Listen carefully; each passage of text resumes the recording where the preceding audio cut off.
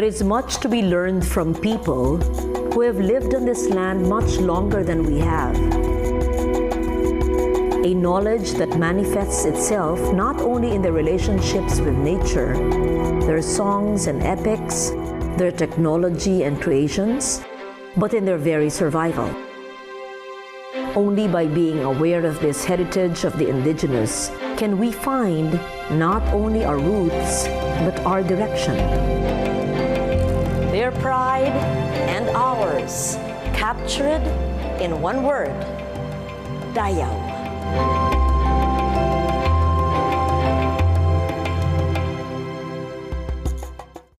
In an age of increasing globalization, we Filipinos are constantly reminded to look back to the vast stores of indigenous knowledge that, like our own natural resources, are in danger of being forever lost. We have much to learn from our indigenous peoples, vast stores of knowledge, technologies, and ways of life that guaranteed not only survival, but a distinct identity. Lupa, karagatan, kagubatan, an environment that inspired our indigenous peoples to make the best use of resources while guaranteeing a precious balance, a balance where we are so in danger of losing today. Grand to look at, astounding to behold.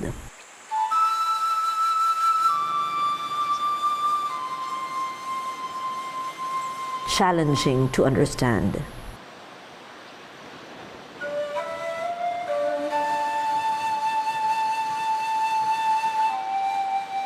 The Ifugao rice terraces represent a dynamic indigenous response to the environment.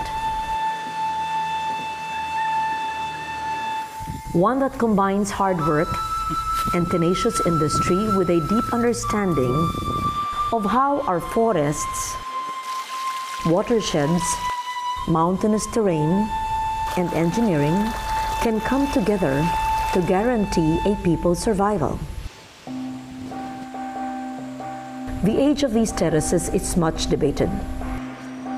Some scholars have said that these marvels are 2,000 or 3,000 years old. Recent archaeological evidence points to a much later dating and posits that these terraces were built by the lowland ancestors of the Ifugaos who were fleeing the Spanish colonizers. But whether they are 3,000 or 300 years old, what is most astounding is that the Ifugao have carved from the Gran Cordillera mountain range an entire system capable of supporting life, sustaining natural resources, and enhancing a vibrant culture. While we see tourist attractions, the Ifugao see their very survival and the environment that must be harnessed sustainably.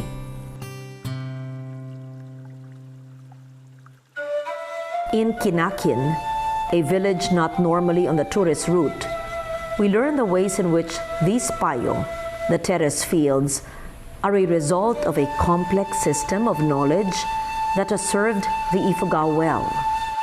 Itong rice terraces na ito, we called it chape rice terraces. It's a part of the study of Lord Conquin based in Bayninan, isang sitio ng Kinakin. Doon nag-stay si Conquin, pinag-aralan yung culture, rice field ng mga tao doon sa Bayninan sitio. I think yung pangalan na ito, chape means parang nag-i-slow na terraces. If you could see yung akyat, katapos yung creek, nakadirect yung irrigation sa terraces. Pakikita natin more angles dito sa chape rice terraces. Ito ang pinaka-base, among the base of the terraces in Kinakin, sa barangay Kinakin. The Ifugao system of terracing begins first with irrigation. Itong mga tubig galing sa mga forest namin, sa communal at saka private forest. Doon galing yung mga tubig na nakikita natin. Pagkatapos minimaintain namin din yung mga forest areas. Meron tayong kanal na ginagawa. At saka yung mga ito, yung direct na galing sa creek, maggagawa tayo ng harang patapos pupunta yung tubig sa rice field. Galing doon sa taas, yung forested area. Pagkatapos dito naman sa baba, meron private forest pero protected. Tanim namin kahoy para meron tayong supply ng water sa rice fields natin. Through gravity, kasi from the taas, tapos pababa. Initially, galing sila sa creek. Pagkatapos dinanagyan ng maliit na irigasyon papunta sa rice paddies. The watersheds that feed the payo do so with nothing simpler or more durable than bamboo tubes or roughly hewn cairns. The Ifugao have worked out traditional systems of social sharing in which the precious water is distributed equally among families. The hardest work goes into building and maintaining these terraces. No matter how sturdy they may look, a storm, a sudden surge of too much water can cause the walls to collapse. And we have nothing more than simple tools and muscle. The walls must be rebuilt again, the water distribution systems restored. Then the hard work of creating and maintaining the stone walls begins. Yung ibang stone walls, naabutan namin. Pero yung stone walling, rini-repair namin. Bago mag-start ng cultivation ng rice field, yan na, inumpisa na yung stone walling. May the time na naayos na yung stone walling na umakyat na dito, yan na, taniman na, pati yung na-erode kasama sa tinataniman na. Ito yung mga natutunan namin sa mga ninuno namin, mga parents namin. Kasi palagi, alam mo yung hanap buhay namin dito, taniman lang na ganito. Kahit once a year, pero tinuturo sa amin paano mag-alaga, paano magtanim ng palay. Ito, ma'am, yung sinasabi natin na foundation, sabi namin dito sa Ifugao, gopnad. Kung nakikita natin, malalaki yung dito sa baba, followed by yung medyo malilit ng konti, hanggang akyat dito sa taas. Kailangan, pag patas din yung pare-parehas yung pare-pareho nung stone walling. Walang semento na ginagamit namin dito, yung soil, yung lupa na pagdikit sa bawat stone wall, bato. So important are the terraces that the matter of inheritance must always be settled beforehand to avoid division in the family. Just after marriage, tinuro sa amin yung palayan mo, rice field mo, ito sa iyo. Ituturo yung boundaries or ilan paddies, ilan area ng rice field. Yung partidos ng asawa mo, sila na ang mag-aani. That shows na ibigay sa inyo. Yung ani, pagkatapos, yun din ang sasabihin namin sa mga anak namin. Na ito rin yung ina-inherit namin sa magulang namin, ito rin para sa inyo. Sinabi ko sa mga anak ko, I'm encouraging them nga dapat alam nilang magtanim, mag-alaga ng rice field. Kasi iyon yung, dito galing yung supply natin sa rice.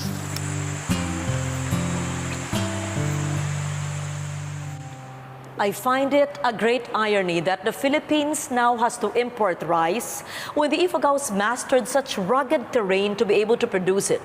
Of course, times have changed and populations have grown dramatically. But what do we stand to lose by carefully looking at how the Ifugaos worked the mountains, not to change them, but to make the best of what nature had challenged them with?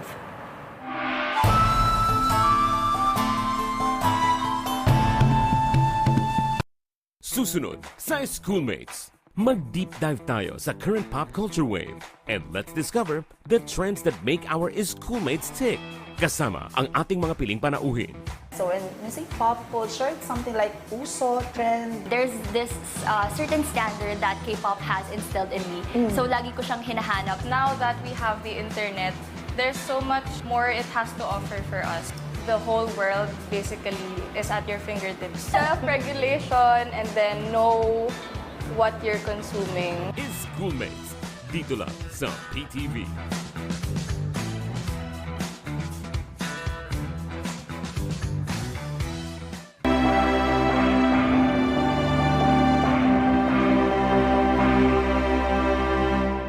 All over the Cordillera region, our indigenous peoples have developed their own ingenious and innovative methods of land use that are both respectful and creative. Terracing is not exclusive to the Ifugao. Other indigenous groups have also developed their own forms of terracing, whether on gentle slopes or high plateaus. The terraces of the Cordillera are studies in natural form dictating function and purpose.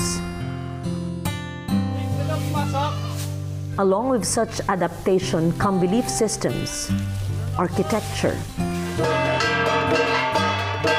ritual, and custom in such animist societies as the Ifugao.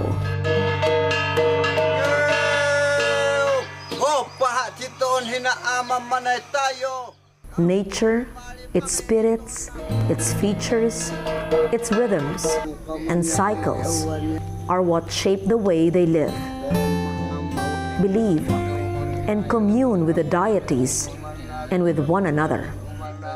Ayap pahubriyan at kinumunti pahirap na yaat yamun okpuk aliyo yamun ok yala nakin ang kyahayan na. From the mountains to the seas and to the adventure of one very modern man who looked at and experienced for himself the ways in which the Sama Dilaut of Sulu mastered the seas. In an archipelago such as ours, why do many of us know so little about the boat building techniques that allowed our ancestors to travel, trade, and even live on the waters surrounding our islands? For generations, the master boatmen or tukang of Sulu, specifically Sibutu Island, have been turning out boats known for their speed, lightness, ability to ride the waves. The kumpit, kampuan, sapit, and bira-bira are only four of the variants of the boat form that the Sibutu masters are expert in building. With such vessels as these, the traders of Sulu traversed the waters of Holo, reaching as far as Borneo, Malaysia, and Brunei. The secret of these boats is a hull designed to ride the waves. The main body is constructed from planks that the tukang constructs, not from paper plans, but from his own combination of practical know-how and memory. The body of the boat, with its streamlined hull, is constructed from logs first, before the rib framework or gusok is put in. This simple, elegant form was designed to be powered by the wind, but it is so versatile, it can be adapted to motor and diesel engine. A testament to a technology that is as old as a balanghais, and yet as current as any yacht. One man chose to experience this technology for himself, and it was the adventure of his life. Well, actually, it started after coming down from Mount Everest. We thought, what's next? Why not build the boat that our forefathers used in their waves of migration, and as authentic as possible? What happened then was that I went here at the National Museum, talked to the archaeological section, and asked for advice. And they said that this is how the boat was built. They gave me a handbook of Father Alcina the Jesuit Maritime priest during Spanish time. And I looked at it and I said, who can build this boat? He said, no one now among the people, except if you go to Batanes, the Ibatans built the same kind of boat, or you go to Tawi-Tawi, the Sama Dilaya, they still built that kind of boat. So I went to Tawi-Tawi and looked at how they build the boats, and that's how it started. Displayed in one of the courtyards of the National Museum is the very boat that Art Valdez commissioned from the Sama Dilaot. He encouraged them to use all their knowledge in constructing this one boat in as traditional a manner as possible. Then I saw that it's still the traditional way of boat building, shell-first construction. If you've noticed, the modern boat building is that once the keel is set, they put up the ribs and then the walls or the sidings. But the shell-first construction is that you have the keel and then you build planks. You build a shell of this kind. And then the ribs is the last part that you put it together. So I went out and did research, and I asked the National Museum that I can build an authentic balangay based from the diggings in Butuan. And that's how the boat was built. Valdez experienced for himself just how effective this method of building was. And he was amazed to find out that the master builders could calculate and design based purely on experience and memory. But I was not content enough because I'd like to ensure that the boat is really fit to travel in open seas. So while they're building the boat, I also asked the Society of Naval Architects and Maritime Engineers that the boat we're building is also technology-wise, based on science, is really fit to sail on open seas and even oceans at that. And they made a hydrostatic study on the performance of the boat because I asked the master builder, Asama Delaya, what is the draft? How deep is the water for this boat to float? At 2 feet of water, it will float. And then I asked the naval architects, what is the result of your hydrostatic study of the boat? And they said that, sir, at 18 inches, your boat will float. Science has confirmed their technical capability to build that kind of boat. In a courtyard of the National Museum, Art Valdez's boat sits far away from the rough seas it has journeyed on. 18 men accompanied him, his friends from the Mount Everest team, Coast Guard, and the Navy. But the most indispensable were the Sama boat builders themselves. Especially at the time when the seas become so rough, and they have to tell me, sir, hindi na natin kaya yan eh. Ay, sir, wag na tayong didiretso, hanap muna tayo ng isla pagtaguan. They're quite familiar of the performance of the boat kung kaya talaga namin yung sobrang laki ng alon. The boat is powered by the wind and steered by the stars. Celestial navigation. That's how it was.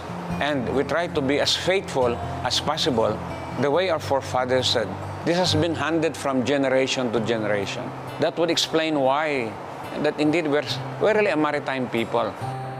The mountains, the seas, both are equally demanding environments, yet the Ifugaos of the Cordilleras and the Sama Dilaot of Sulu have mastered these environments. Or is mastered really the right word? Did they simply and over time study their environments and make the best of what they had without really trying to conquer anything? What other knowledge systems were born out of a respect for the environment? And what treasures of our intangible heritage did they yield?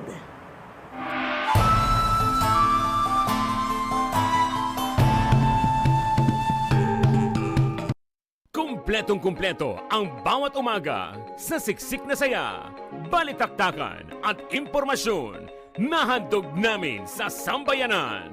Umaapaw na positive vibes at kaalaman sa Rise and Shine Pilipinas. Back-to-back na komentaryong matapang at nakapanig sa katotohanan sa Mike Abe Live. At punto asintado reload.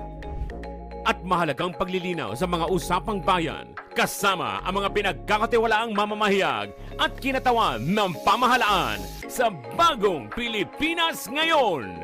Serbisyo, impormasyon, inspirasyon para sa bagong Pilipino. Kami ang inyong PTV, ang pambansang TV sa Bagong Pilipinas.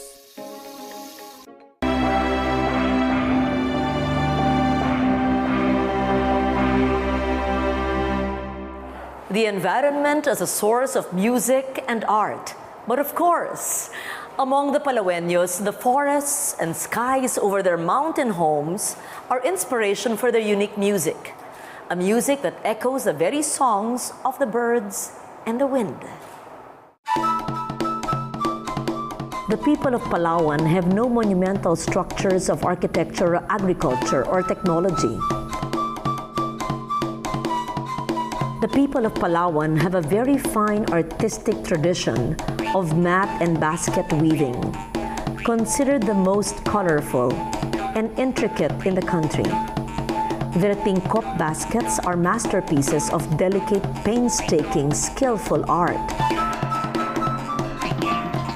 And they can be proud of a unique form of intangible heritage, a language of music that is a direct response to nature. It was the renowned anthropologist Nicole Revel who studied the ways of life of the semi-nomadic Palawanon. Her studies revealed a unique musicology that was inspired by and responded to the sounds of the sheltering forests. In this rare footage, the late Gawad Manilikha ng Bayan or Gamaba awardee Masino Intaray demonstrates the complex rhythm patterns etched out on the simplest of instruments.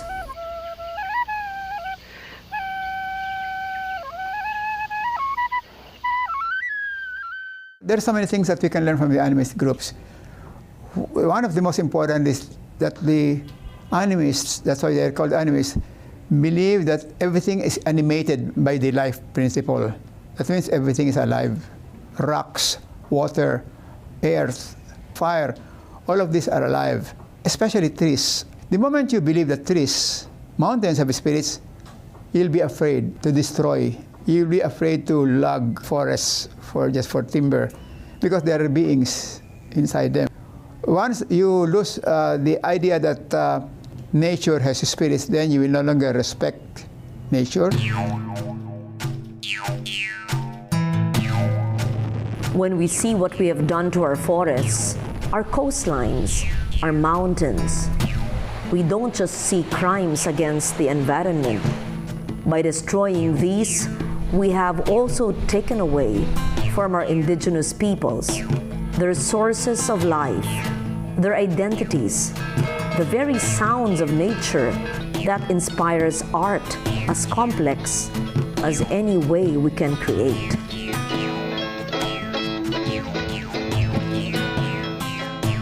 A collage of images and connections. That is how we've envisioned Dayaw, a mountain range and its terraces, the sea and the vessels that ride its waves, a forest and the music that both nature and man create.